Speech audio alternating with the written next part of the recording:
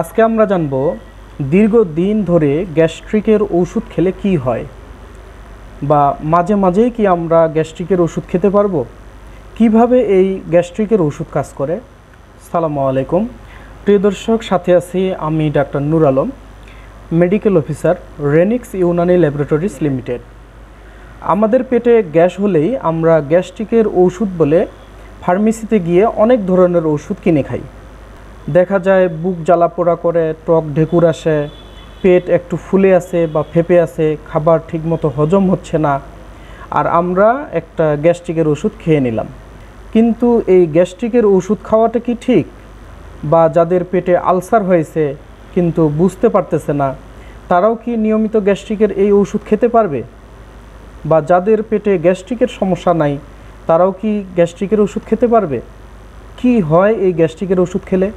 প্রিয় দর্শক, এই প্রশ্নগুলোর উত্তর সম্পর্কে জানব এবং সাথে জানব গ্যাস্ট্রিকের ওষুধ ছাড়া ন্যাচারালভাবে কিভাবে আমরা গ্যাস্ট্রিক নিয়ন্ত্রণ করতে পারি বা গ্যাস্ট্রিক দূর করতে পারি। প্রথমেই আসি, গ্যাস্ট্রিকের ওষুধ খেলে আসলে কি হয়।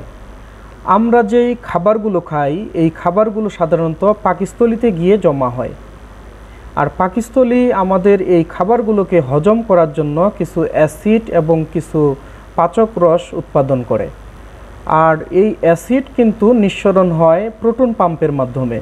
আর আমরা যেই গ্যাস্ট্রিকের ওষুধ খাই, এই গ্যাস্ট্রিকের ওষুধ কিন্তু প্রোটন পাম্পের কার্যকারিতায় বাধাপ্রাপ্ত করে, আর এর ফলে গ্যাস্ট্রিক নিঃসরণেও কিন্তু বাধাপ্রাপ্ত হয়, অ্যাসিড নিঃসরণ কমে যায়, আর আমরা সাময়িক আরাম বোধ করি। কিন্তু দীর্ঘদিন ধরে যদি গ্যাস্ট্রিকের ওষুধ খাওয়া হয়, তাহলে এক সময় এই প্রোটন পাম্পের কার্যকারিতা পুরোপুরি নষ্ট হতে পারে, এবং সাথে আমাদের পেটের যেই স্বাভাবিক অ্যাসিড তৈরির যেই ক্ষমতা, এটিও কিন্তু নষ্ট হয়ে যেতে পারে অথবা বন্ধ হয়ে যেতে পারে।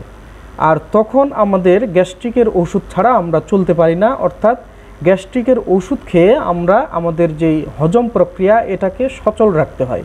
আর নিয়মিত বা মাঝে মাঝেই গ্যাস্ট্রিকের ওষুধ খেলে আরও কিছু সমস্যা হয়, যেমন ইমিউনিটি বা রোগ প্রতিরোধ ক্ষমতা কমে যাওয়া, iron, calcium, magnesium, vitamin, mineral এগুলোর অভাব হওয়া, হাড় ক্ষয় হয়ে গিয়ে সারা শরীরের বিভিন্ন জায়গায় ব্যথার অনুভব হওয়া, অনেকের আবার কিডনিতেও সমস্যা হতে পারে। এজন্য প্রিয় দর্শক, আমাদের গ্যাস্ট্রিকের ওষুধ খাওয়ার ক্ষেত্রে অনেক বেশি সতর্ক হওয়া প্রয়োজন। আমাদের চ্যানেলে আগের বেশ কয়েকটি ভিডিওতে আমরা আলোচনা করেছি কিভাবে ঘরোয়া পদ্ধতিতে ঘরে বসেই আমরা গ্যাস্ট্রিক নিয়ন্ত্রণ করতে পারি বা গ্যাস্ট্রিক দূর করতে পারি। আমরা এই ভিডিওর কমেন্ট বক্সে সেই সমাধানের যেই ভিডিওটি আমরা করেছি সেটি দিয়ে রাখব, আপনারা সেখান থেকে দেখে নেবেন ইনশাল্লাহ। ধন্যবাদ, সুস্থ থাকবেন, ভালো থাকবেন, আসসালামু আলাইকুম।